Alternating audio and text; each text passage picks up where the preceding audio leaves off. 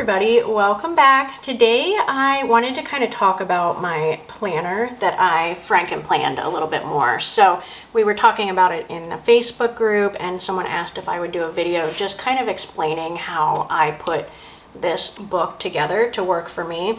There are some things that I'm going to do differently next time. This was really just more of a trial for me. So I ended up putting the 7x9 teacher planner together with the 7x9 daily duo, and I wasn't sure. I like to use a daily when I need it, but I don't really tend to need it every day. Like you can see, this particular spread is pretty open and I'm okay with that. I just didn't want to feel obligated to use it and decorate it.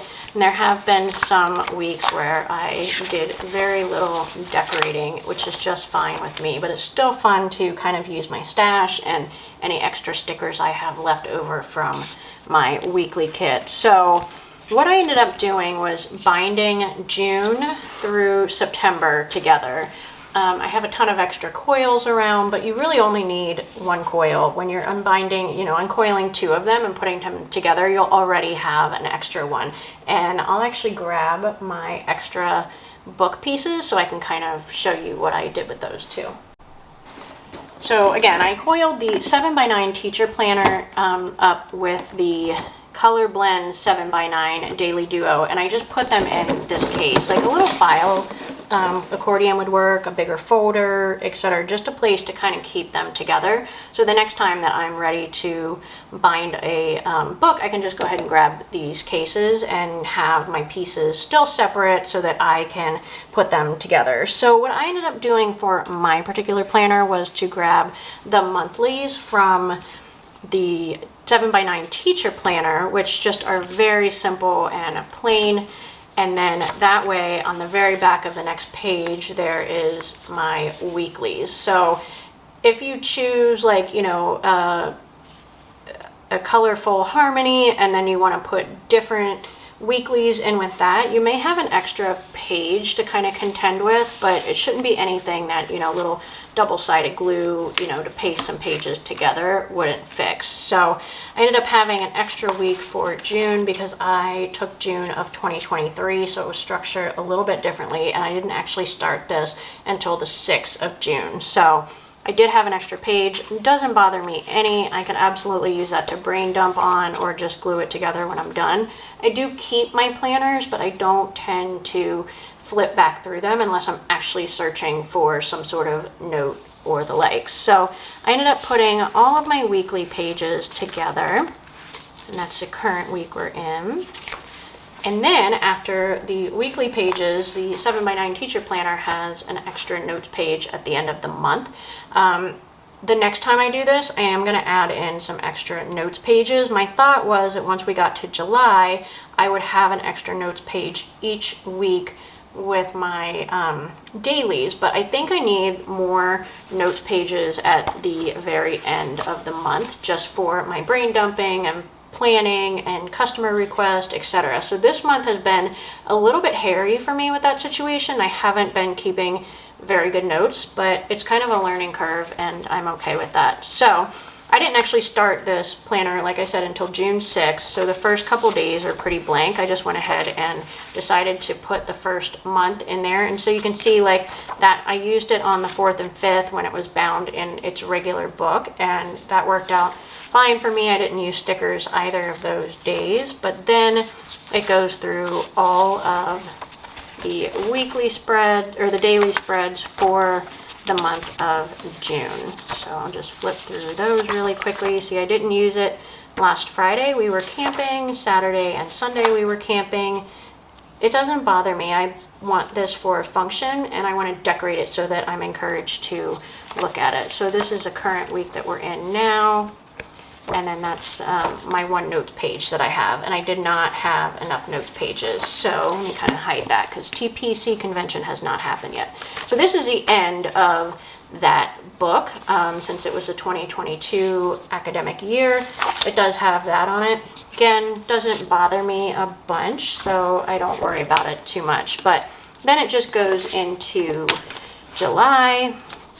and it has all of my weekly pages. So this particular book, my 7x9 teacher planner, started on June 27th, but I kind of wanted to keep my week here with my days here, but then I had kind of figured out after the fact that just because that book ends on Thursday the 30th of June doesn't mean that my next month is going to be there. So like starting tomorrow, because I'm filming this on the 30th of June, I have to flip all the way past the July weeklies to get to my last 2 days of the month. So I'm going to deal with it, but once I'm done with this book, I'm going to make sure that I actually plan out the weeks a little better to make sure that my dailies are in the right tab.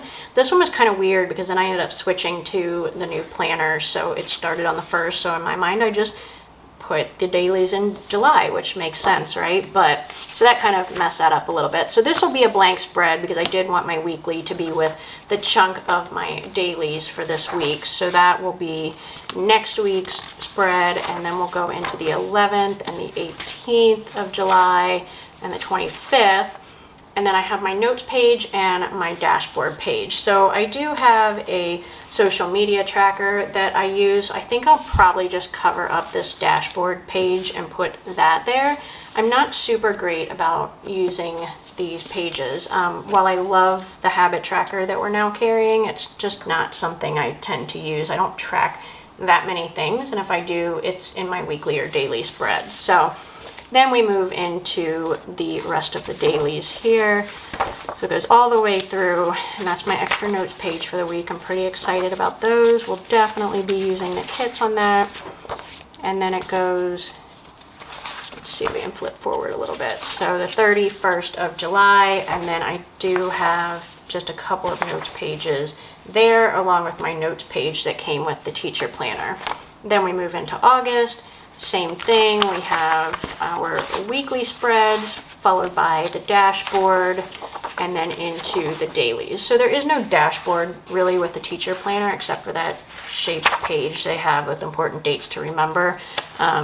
So again, I don't really use the dashboard for its intention, so it's not something that bothers me. But after the dailies, I've got a couple of notes pages. Again, I'm going to put more of those in the next time I coil. I have some 7x9 Erin Condren notebooks here that I'll probably tear apart. So then we go into our August and our September tab. We've got the weeklies, and then a couple notes pages and my dashboard, and then into the dailies, obviously where I was playing with a weekly notes page kit, and then into the dailies there. And see, I've already started like putting some notes in here about kits that I want to redo for next year, so I'll just have to migrate that page over to my next book when I have it. But it would be nice to have some extra notes pages in this because I really do tend to brain dump on it. And then I did just put a folder in the back, and I actually coiled it and then realized I had forgotten my folder, which I use, you can tell. So here's my weekly kit from this week with all my pieces, and I was like, there is no way I am coiling and uncoiling this again. So I picked my color blends folder out and just snipped in between the coil and just punched it in. I figure it will work for as long as it lasts. This is my least favorite folder of all the planners that I ordered in this year, so I was like, I don't mind to lose that after I finish this book. So once I'm done with this book, I'm trying to decide if I'm gonna, reuse this coil, just use another one. I may try to go as long as I can without having to, take apart a book that I've already taken apart, but we'll see how it goes. So yeah, that's what my planner looks like for June through September of 2022. So I hope this was helpful. The coiling and uncoiling process, there's a ton of videos out there. If you guys want me to do it the next time I coil a book, I would be happy to, but just remember that it takes a set of good pliers. I like the rubber covered ones so they don't ding and nick the coil, and a lot of patience and some elbow grease, and you'll be good to go with your own Franken planned planner. Have a good day, guys.